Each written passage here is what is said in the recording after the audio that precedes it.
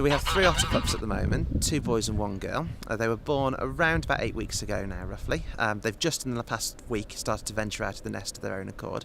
Previously, Mum and Dad would bring them out of the nest about once or twice a day, but they'd always be carrying them, whereas now they're actually walking on their own. They have obviously been living off Mum's milk up until sort of very recently, when they've started now to slowly wean them, and you can see them moving on to meat, which is why they're bringing themselves out for food.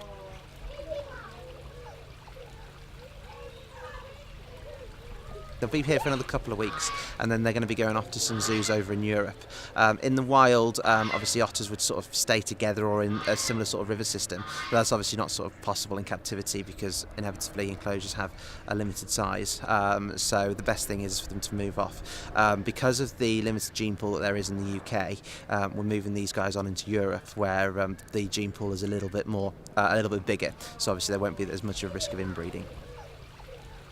Well, this is Tango, who's the mom of the babies. So at the moment she's probably just having a well-earned rest away from them. But she, to be honest, what it is, she can see the black top. So she assumes whenever she sees black tops, it means it's feeding time.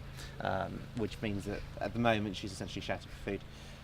Otters are very, very food orientated. So any possibility they think they can get food, they will shout for it, if that makes sense, even if they don't need it.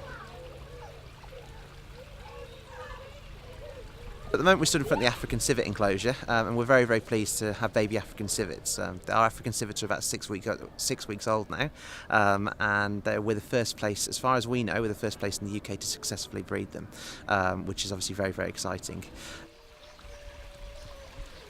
Weather has been relatively kind for a British summer, so yeah, we've had a relatively good summer.